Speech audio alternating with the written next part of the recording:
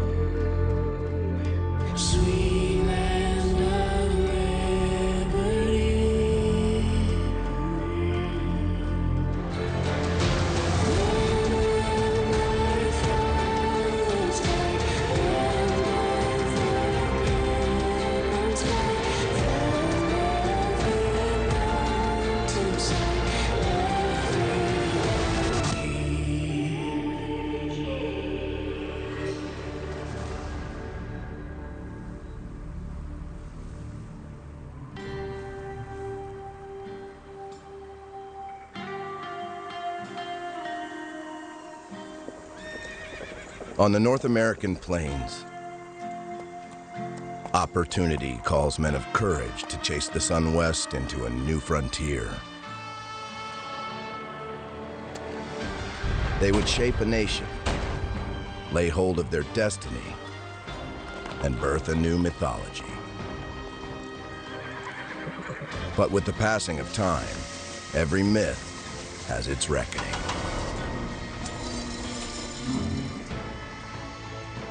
Butch Cassidy, charismatic leader and crafty, fun-loving outlaw. Founder of the notorious Wild Bunch.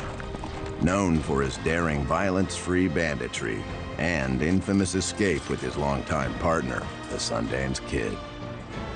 But behind every fugitive stands a man, and behind every legend lies the truth. When most people think of Butch Cassidy, they think of his legend as presented in the famous movie. A charming criminal with a devil-may-care attitude and a clever wit. But the real story of Butch Cassidy is that of a criminal mastermind. A Western godfather of sorts who brings organization to the world of unorganized crime. And just like any group of gangsters, violence is part of that equation. Even if the legend would have you believe otherwise.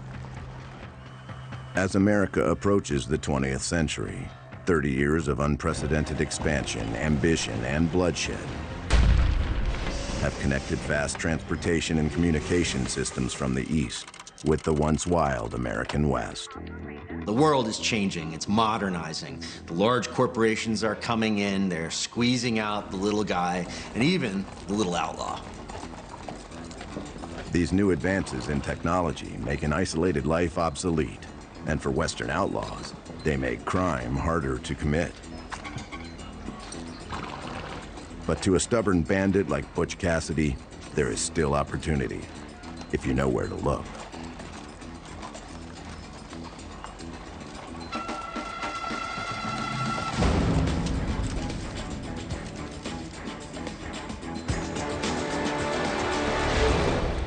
the last great outlaw of the American West begins life as Robert Leroy Parker, the son of devout Mormon immigrants who, like thousands of others, came west in search of freedom and the American dream.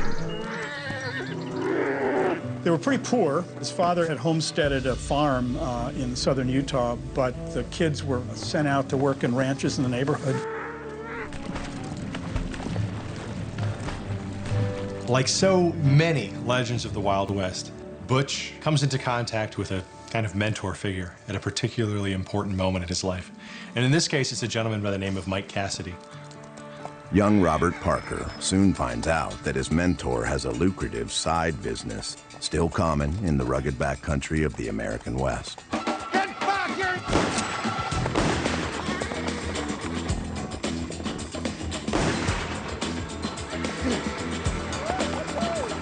Butch kind of learns the ways of breaking the law in this very minor way, and Mike has taken him under his wing, so much so that Butch adopts Mike Cassidy's name as his own. After struggling to make an honest living as a rancher and butcher, earning little more than the nickname Butch, Parker settles into his new profession.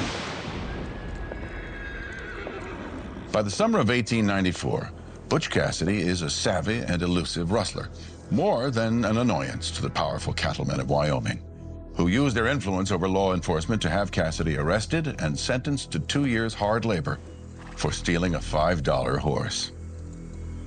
It is that experience many historians believe triggers Cassidy's personal vendetta against authority, his career as an outlaw, and his determination to never be locked up again. As big corporations continue to buy up the West, smaller privately owned ranches, targets for Butch and other rustlers, are pushed out to make room for industrialists from the East. I need to get into something real. Something that puts hard, solid gold in my hands. Cassidy heads to remote Browns Park, Utah, far from the reach of the law. And he looks for an opportunity to make a major score. Well, look who it is. Howdy, stranger. LZ. Not one to work alone, Butch searches for a partner in crime, someone willing to take on bigger jobs. Most people think Butch Cassidy's best friend and only true partner in crime is the Sundance Kid. But the truth is, long before Cassidy even meets Sundance, his original collaborator is a man named LZ Lay. Lay is more aggressive than Sundance, which works well for Cassidy, who needs someone to complement his personal aversion to violence. You know, the problem with rustling stock is you got a trigger-happy rancher trying to blow your head off. All for a lousy $300. Well, if you're looking for a change of pace, there's a bank in Idaho stays nice and still. Worth more than a whole herd of longhorns. Yeah, and it's guarded a hell of a lot better than a bunch of cows, too. I guess I took a trip to Idaho last week. What the hell? What the hell?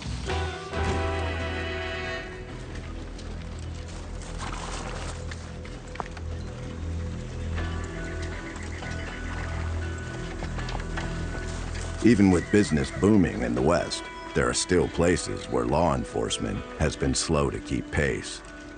The size of the town was certainly a factor in their pattern. Exclusively, they are small towns. And one can only assume that that's because it's easy to get in and out of a town, and they're lightly guarded.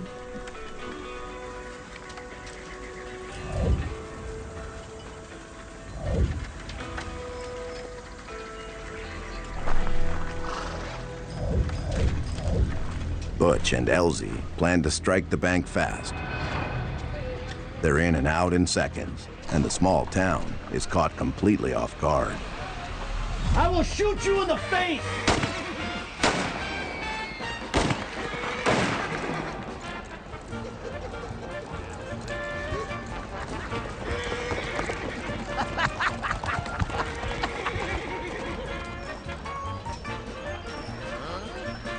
Get back here!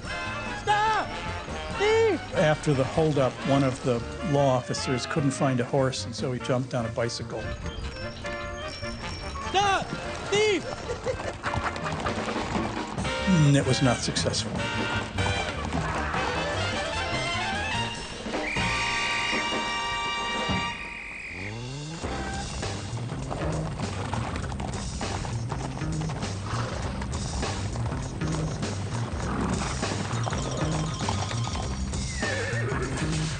Little surprise for you. Butch and Elsie make it back to Brown's Park with $7,000 in cash, gold, and silver, worth nearly $200,000 today. Word of the successful Montpelier heist quickly spreads among local law enforcement. And when the news reaches the other criminals in Brown's Park, Butch finds himself at the center of an outlaw ring.